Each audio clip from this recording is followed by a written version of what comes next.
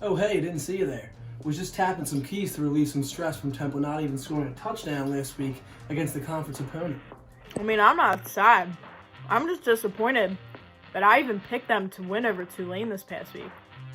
That's a bad look for the show. It is a bad look for the show. It's an even bad look for Temple because their starting running back, Raymond Davis, just opted out mid-season. Who knows where he ends up? Hey, we're going to talk about all that and more, but first, let's take a timeout.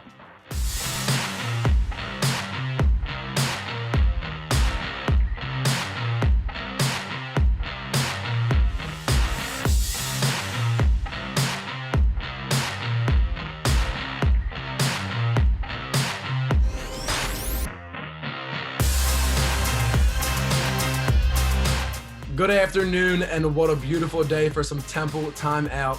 I'm Alex Kyle, and like always, I'm joined by the one and only Brooklyn Vaughn, and oh man, do we have a lot to cover today. Of course we do, but first, we start off with a little bit of breaking news from sophomore Raymond Davis, announcing on Twitter on Wednesday that he will be opting out of the rest of the 2020 season and entering the transfer portal. Davis, Temple's starting running back, was a huge weapon for the Owls these past 2 years. His freshman year, he scored 11 touchdowns for the Owls and rushed for an impressive 936 yards. Through 4 games this year for the Owls, Davis had 78 carries for 308 yards. All right, so it's hard to tell at this point where he will end up, but he doesn't officially enter the portal until today, so no word yet on any schools that he has been contacting. But you know what? Let's speculate this a little bit. It wouldn't surprise me if he capitalized on those contacts that he made at Temple, whether it's reaching out to the powerhouse that Matt Rule built down in Baylor, or even Manny Diaz and his staff at Miami. I don't know. Alex, what do you think? It just hurts. It really just hurts to hear. Like, I think Raymond Davis was the future. I see why he's leaving, but honestly, I have no idea. I guess I'll tell you with this one, with the Miami, it's not crazy to say that he's going to go to the upper echelon of the Power Five. He played so well as a true freshman in 2019. He's also a very confident player, like we all know. So don't be surprised if he shoots for the stars and tries proving his worth with a big time program. That's how I see it. Absolutely. All right, well, all eyes moving forward for the Owls. Another key part of Temple's offense will be out this Saturday. Rod Carey saying that once again, Anthony Russo will not be playing on Saturday due to that shoulder injury.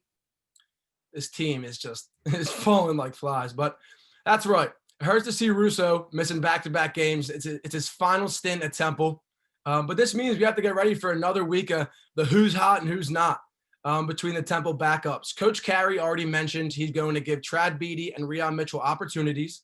Just all about who gets hot first. And last week, I really don't think anyone ever did get hot. So we're going back to Trad, but gosh, can we just pray that one of them get hot this weekend? I just want to see some decent quarterback play, Yeah, well, let's talk about the other team's offense. The highlight of this SMU team, without a doubt, is their high-powered offense. Just this past week, the Mustangs put up 51 points against Navy thanks to their, get this, 555 yards of total offense. My goodness. Exactly, Brooklyn. It's no secret this SMU team is a force. I mean, they're currently ranked 18th in the country. Okay, let's get that out of the way. On top of that, SMU is averaging 40 points per game. Temple hasn't even scored 40 points yet this season. Actually, Temple has only scored over 30 points once this entire season, and it was against the 1-5 Bulls from South Florida. You know what else is startling, Brooklyn? Brooklyn, you mentioned that last week SMU had 555 yards of total offense.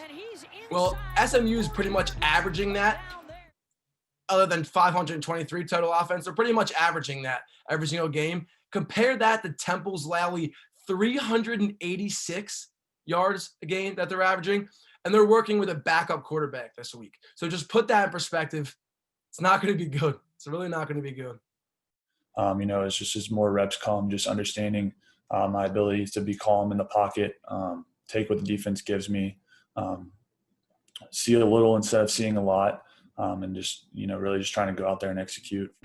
Here we go. Now, this game was supposed to be played on Thursday night. Remember that, but it was bumped back to Saturday due to COVID protocols. The Owls are back home at Lincoln Financial Field on their own turf for this one. That's right. Temple versus SMU is now this Saturday instead. We're looking at a noon kickoff, and the game is on ESPN Plus. I know that ESPN Plus is a few extra dollars a month, so I'd shy away from buying that this week because there's going to be a lot of scoring, and I don't think it's going to be in favor of Temple. So you might be right, but before we continue breaking down this one, let's go ahead and take a look back on the Owls' last matchup. I mean, we don't even really want to, but we have to. Just an overall embarrassing performance from the Owls taking on the Green Wave. But, I mean, let's take a look. All right, so surprisingly, the Owls were on the board first. Here's Brandon Mack taking a Trad Beatty pass 42 yards, setting up the Owls on the goal line. But that's as far as they are going to get. And they take this field goal to take the early lead, but that would be the only points of the day for the Owls. Tulane responds with a field goal of their own and then gets their lead by punching in a yard here with Amar Jones. All right, and let the Green Wave rally commence. Michael Pratt fakes the handoff and finds his guy, Deuce Watts, down the middle. The 31-yard touchdown is only the start for their dominant second half. With a healthy lead in the fourth, Michael Pratt takes it to the end zone himself. He makes it look easy. Well, not like it was ever hard anyway. Tulane puts up 38 unanswered points in this one.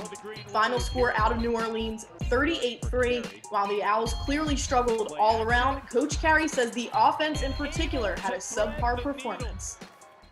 The O-line played awful today, and backs played bad today too. And that puts a lot of pressure on two quarterbacks that are in there too. So those two position groups played really bad.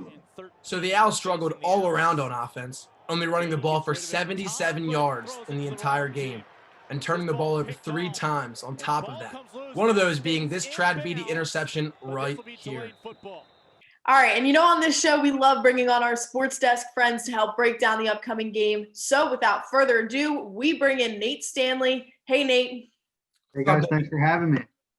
All right, Nate, let's get right into it. First question for you. Do you think that the quarterback and offensive play for the Owls is going to improve from last week?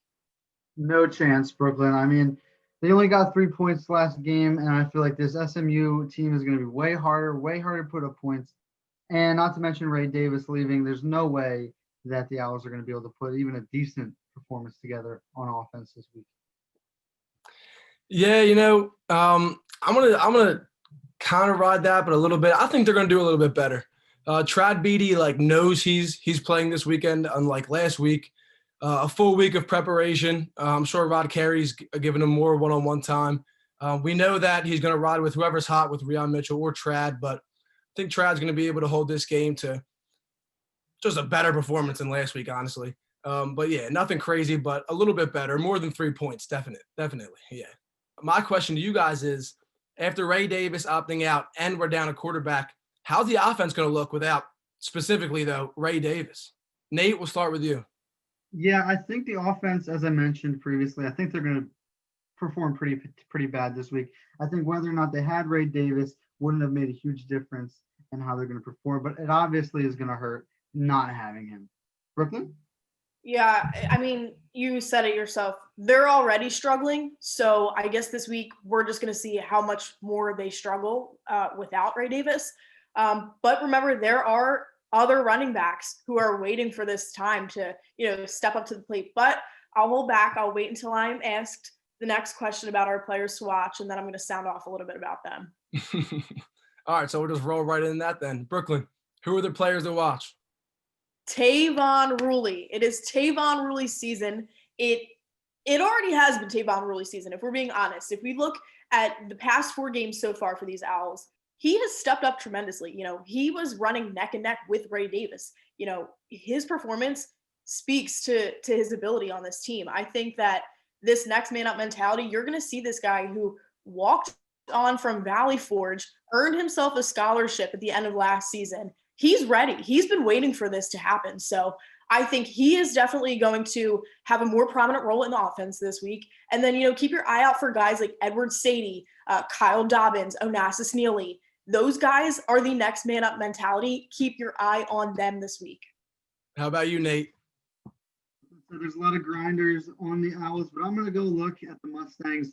Shane Beakley, their quarterback, threw 6 touchdowns last week. The guy is an animal, and I definitely don't think he's going to be holding back against the defense that let up a lot of points. I think it's going to be a lot of. Don't be surprised if you see a fourth quarter thrashing from this SMU team. I feel that. Remember playing, the Owls playing against him last year. It was not pretty. So for sure, great players to watch out for. But let's take a look at the big picture. What are your predictions for this week? Well, I know I sound pretty pessimistic today, but I'm looking at a blowout by the Mustangs here. I don't see Temple looking too great. My expectations are pretty low. Alex, you got anything else? Nate, you hit it on the nose, man. Listen, 56. It's a 50 burger that SMU's putting on the Owls this week. It literally hurts for me to say that, but 56-31, Temple loses.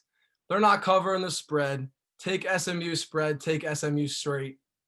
That's all it is, man. It's a thrashing, you said. Highlight on that fourth quarter thrashing because, it's probable. So, otherwise, away from that, because that just ruined the mood. Come on. We're not looking forward to that. But, Nate, thank you so much. Thank you for joining the show. Before we do say goodbye to Nate, he does have a little insight from another Owls team. That's right. I sat down virtually with the women's soccer team, a couple of their members, to talk about what this season has looked like practicing and moving their season through the spring. With the American Conference postponing its soccer season to spring, Temple's women's soccer team had countless hurdles to overcome. The first of which was deciding whether or not to opt out of the season. A part of this team means a lot to me, so I just didn't want to, so to say, leave my team hanging, kind of. I wanted to be here with them and, work hard with them. After the decision to stay in practice was made, the next thing the team had to focus on was creating a safe environment. Planning spacing of how much space you'll give a 4v4 session, or how many teams are going to be interacting with one another, to how you change pennies, to what color pennies are used, to how many balls are used, in cleaning the equipment after the session. We're not all allowed in the locker room at the same time because we have a capacity limit. And in the locker room, that's really where we bond and listen to music and dance and talk and really get to know each other in the locker room. Despite all this, the team is confident that the challenges and extra time practicing will breed a competitive culture and create a stronger bond with teammates. You look at it we have more time to prepare and to get better for when we do play. I feel like the energy will just be through the roof. All right, now this is Coach Boquette's first season here at Temple, so it's going to be interesting to see how the girls adapt to that, along with everything else that COVID-19 has thrown their way. Absolutely. Great stuff, Nate. That'll do it for our show today. Don't forget to follow us on social media at @TU_SportsDesk to stay up to date on all things Temple athletics. For Brooke and Vaughn and the entire Temple Timeout team, I'm Alex Kyle, and we'll see you next time.